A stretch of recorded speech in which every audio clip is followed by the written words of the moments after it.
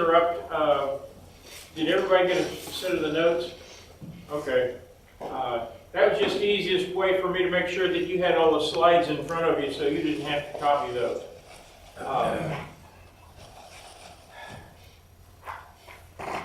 I've worked over the past, well, let me put it this way. I've worked in the Gulf of Mexico basin since before all of you were born.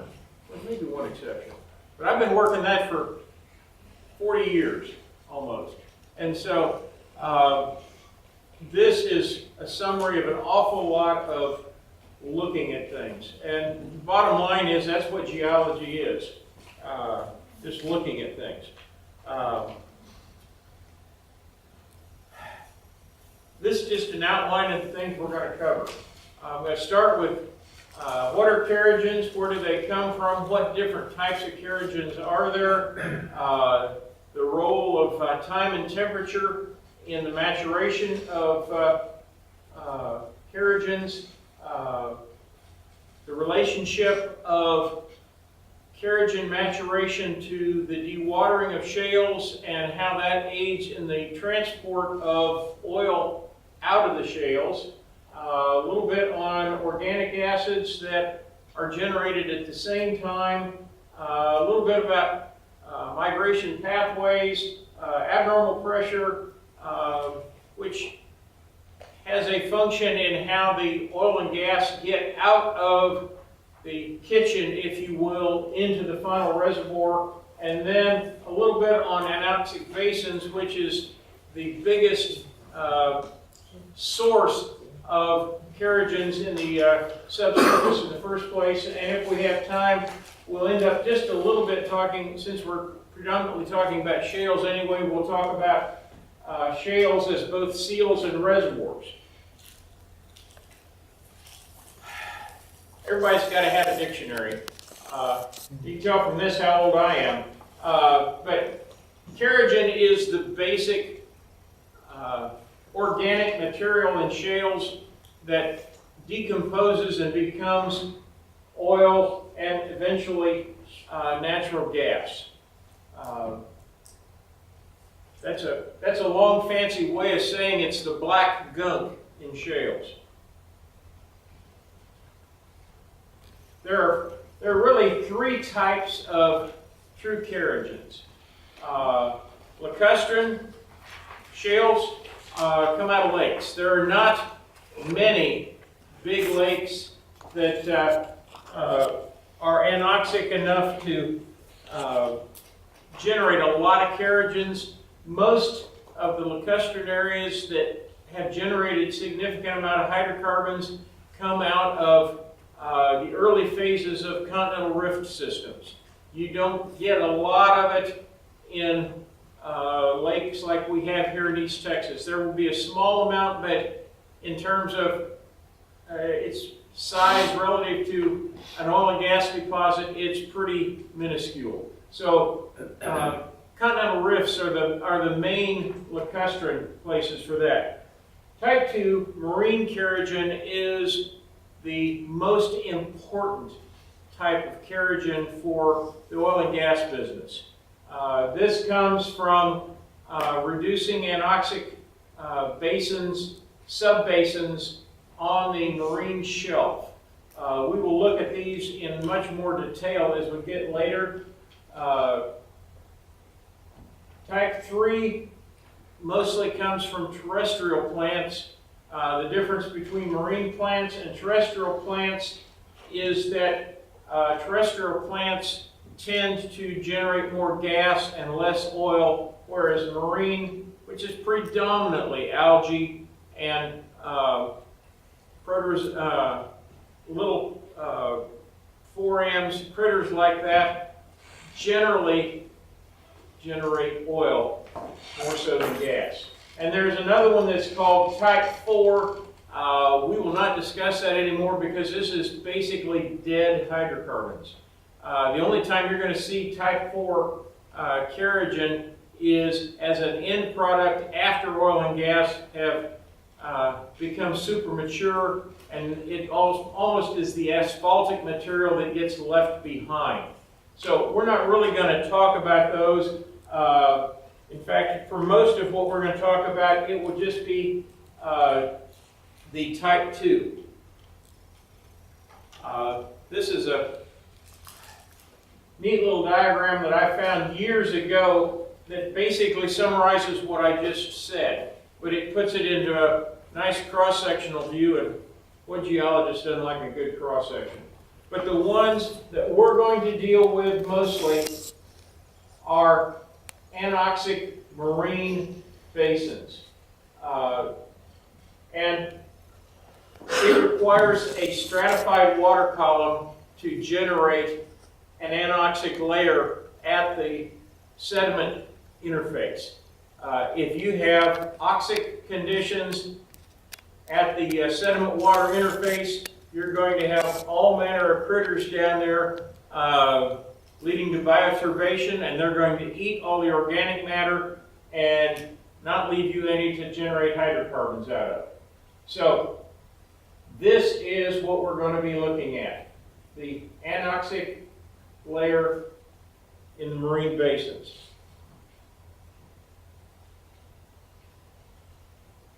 A little bit of geochemistry, and I promise you this is just about it, because this just about taxes my limit of understanding of organic geochemistry.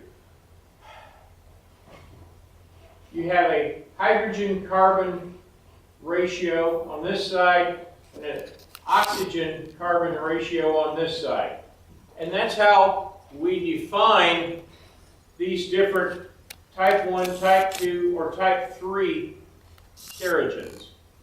Type 1s, the lacustrines, are the richest in hydrogen, followed by the type 2, and then when you get to the type 3, the coals, you're all the way down here, much heavier in carbon, much less hydrogen.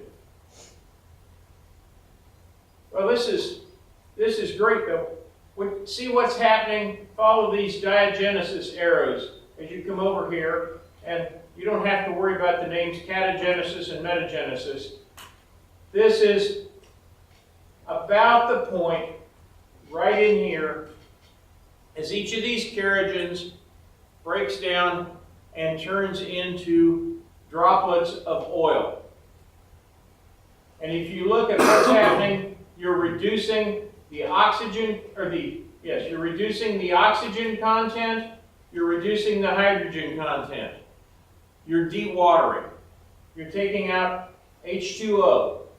As you dewater the kerogen, it turns into oil, and then as you continue to add temperature and pressure to it, that oil eventually turns into what's called wet gas, gas that's got a lot of condensate with it, and then eventually all of that breaks down and you have dry methane or dry gas.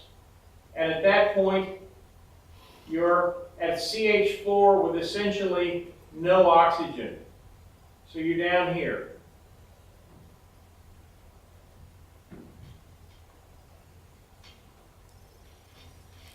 Time and temperature are the key element in generating hydrocarbons. This is probably a good paper for each of you to go to the AAPG and look up sometime. This is, if your professor doesn't tell you to, I will. It's 1980 AAPG. The author's name is Doug Waples. It's a summary of a paper that was written in 1971 by a Russian mathematician by the name of Lopatin. And the whole premise of his work was he looked at enough data that he was able to accurately say that rate of a chemical reaction in generating oil and gas doubles with every 10 degree Celsius increase in temperature. That was the real key that he discovered. So he came up with a procedure to generate a burial history curve, combine it with a geothermal gradient, and calculate what he called a time temperature index. Time temperature index allows you to look at any source rock, and most of those are shales or shaly limestones. That's about the only place you get enough hydrocarbon buried to make it worthwhile generating hydrocarbons out of it. So I'll just call it shales from now on. Any shale, you can look at the burial history curve, you can look at the geothermal gradient, you can determine how long it's spent at different temperatures, and you can calculate this time temperature index, or TTI. That allows you to determine when did the oil generate, when did the oil break down to gas condensate, and when did the gas condensate finally break down to methane. That's a very important element, because if you don't have an understanding of timing, you can't look at a prospect or a well that you're planning to drill. You look at it and you say, okay, when did the trap form? Because ultimately, that's what you're going to be looking for. Where is the trap? When did it get there? How competent is it? And this plugs into that in terms of telling you when the oil and gas was generated and when it migrated.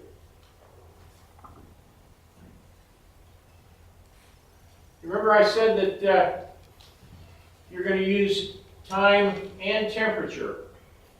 This is converting depth, which you see over here on this side, to a geothermal gradient broken down into intervals of 10 degrees Celsius. This is a burial history curve for a rock that was deposited about 300 million years ago. What's that make it?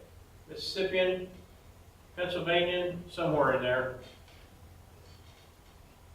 So that rock was buried down to here. There was a short period of uplift, and then burial continued again.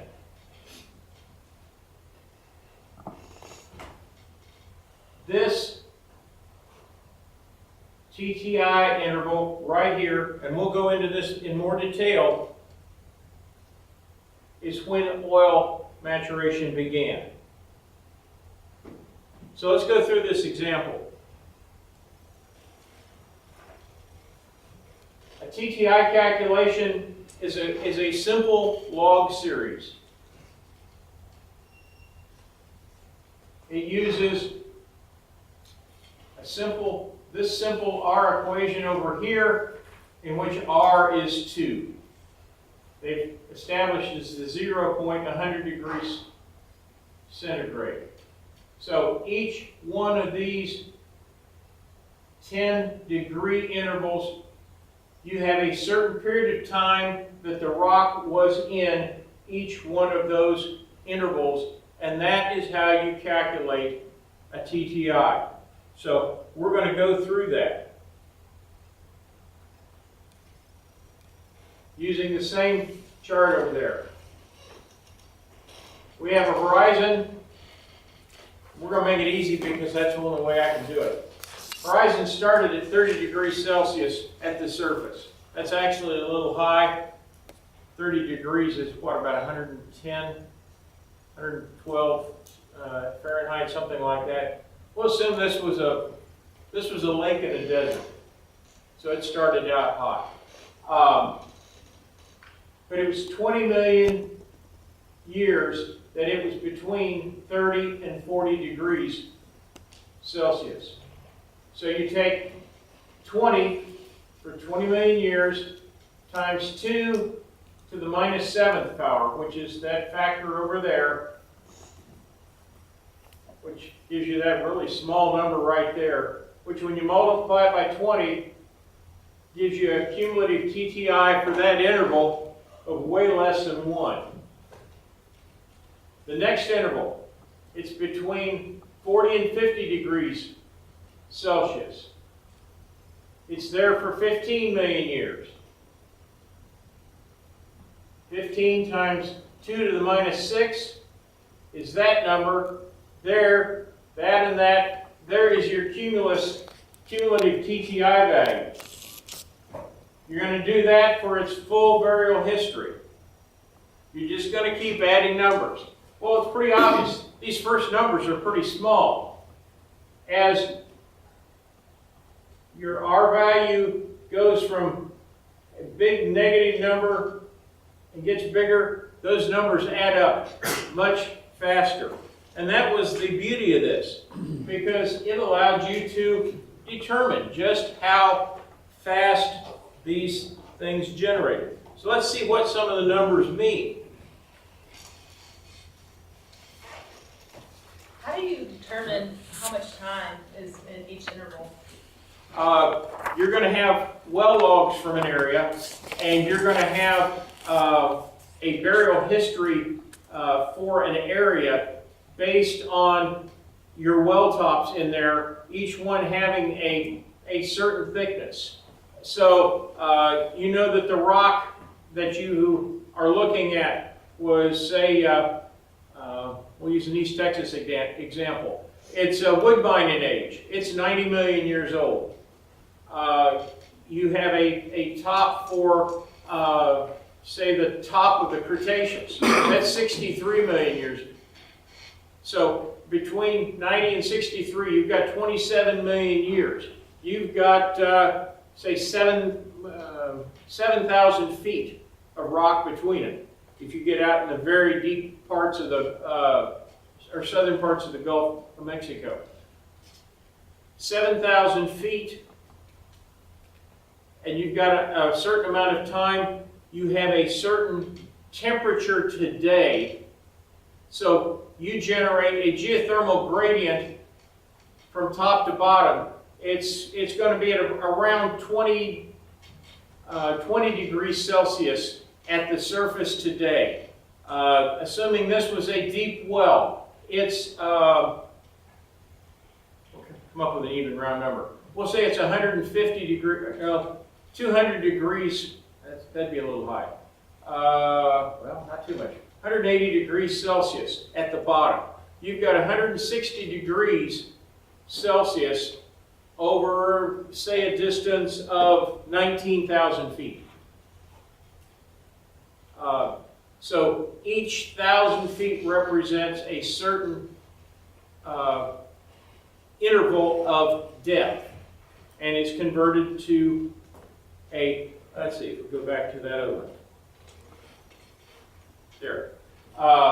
You have all your temperature intervals on this side, and you have depth on this side.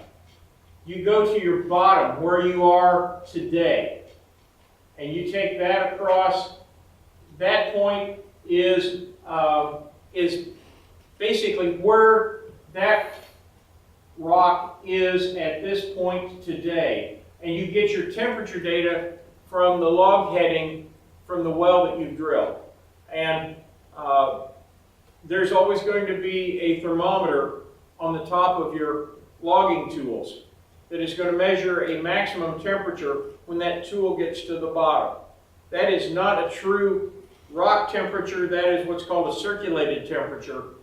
So you're going to have to correct that up a little bit, but you're going to end up with a temperature, a gradient across, up through it, that you're going to be able to take your 18 or 19,000 feet, break it up into each one of these, and then you're going to have a whole series of tops in that well that each one of those points represents a given point in time, working forward from that time of deposition. So at the time of deposition, it was 300 million years ago. In this particular example, it had been, I can't see, what is it? 2,000 feet in about 20,000 years, 20 million years.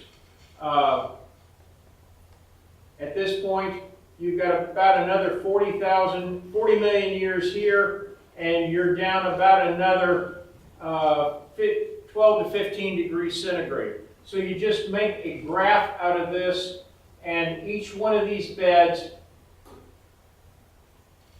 you calculate a TTI for each point along here until you get to that value, which is where oil generation started.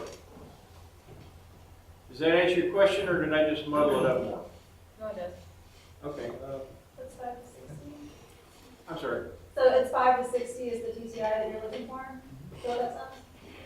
That's 15 to 160. The ones are Oh. very small in there. Okay. But yes, that is the time that that is the maximum oil generation window.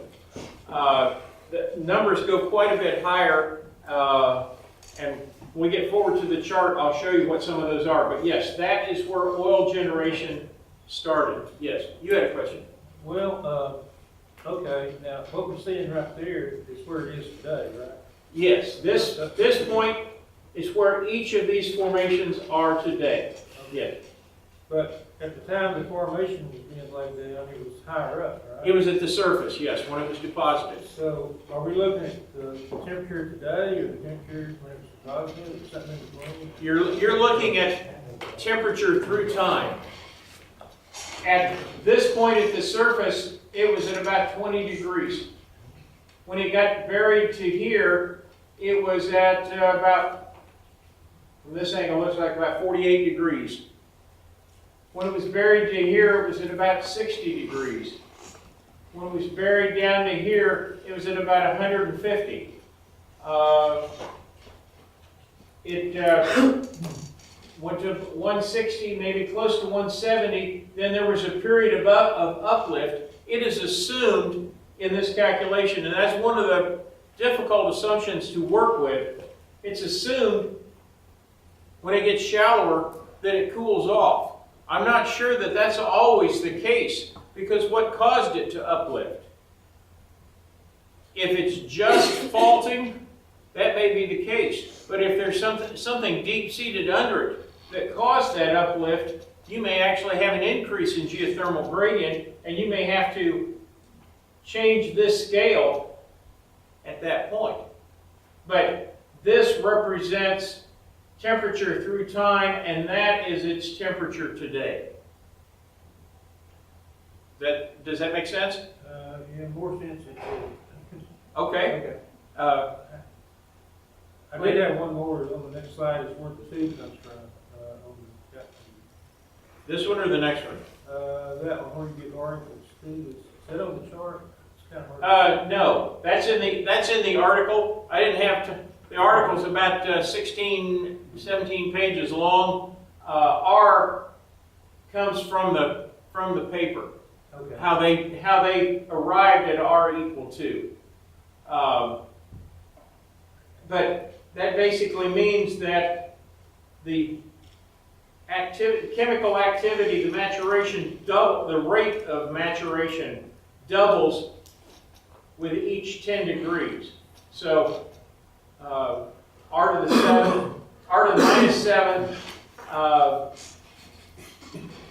is less than R to the minus 6, etc. So this is a log, I don't know if it's polynomial. It's a log equation, a log relationship. I'll put it that way.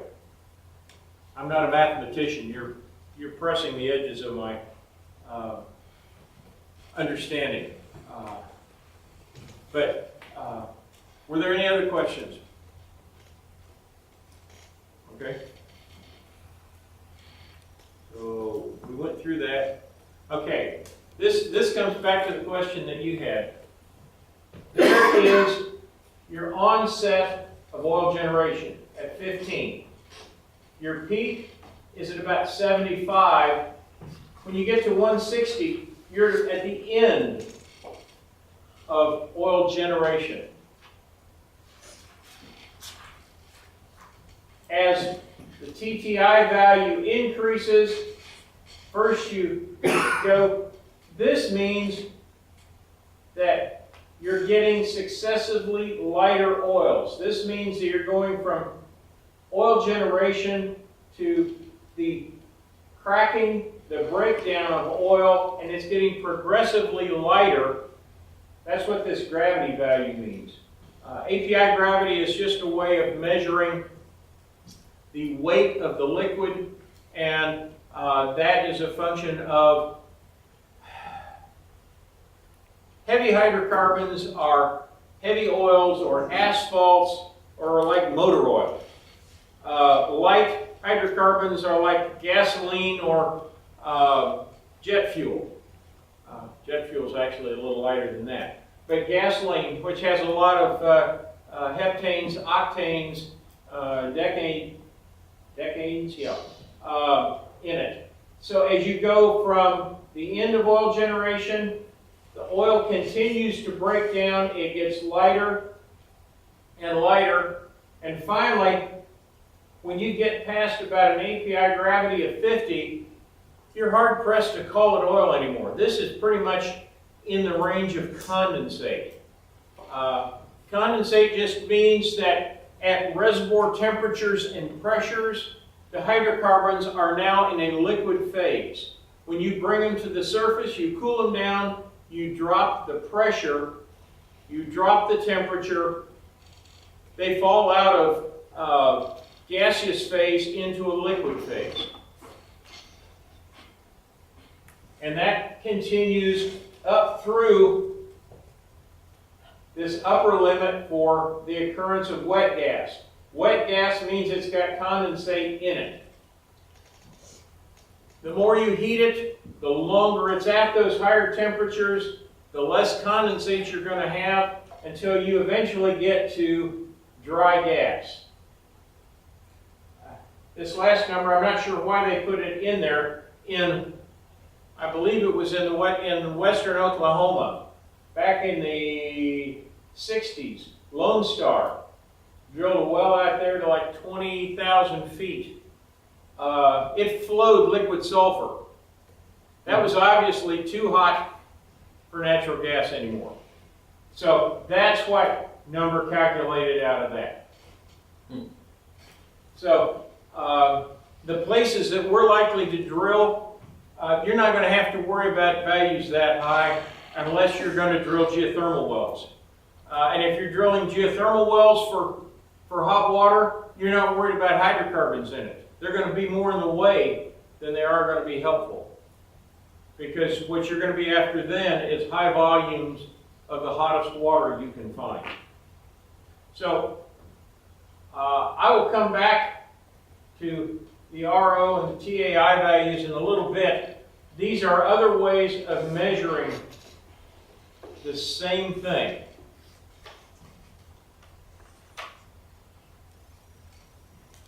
So how do we use TTI data? The process we just went through was to calculate when did the oil and gas generate, which equates to when did it migrate. So the timing of maturation and migration are going to be critical for us. We do it for basin evaluation purposes, not just to evaluate an individual well, but this is done a lot in frontier basins. And I realize there are fewer and fewer frontier basins left in the world. I thought at the time that I was your age, there were no frontier basins left. We've added an awful lot of them to the list that I didn't know about at that time. We're drilling for reservoirs that we weren't drilling at that time. So there will be a lot of additional basins to be discovered, and they're going to get deeper, and they're going to get hotter. They're going to be under deeper and deeper water. Well costs are going to get more and more expensive, and this kind of evaluation is going to become more and more critical. Because the more expensive the well, the more your management is going to say, why do I want to do this? And kind of as an aside, you're going to run into two kinds of managers if you go into the oil and gas business. You're going to find those, and if you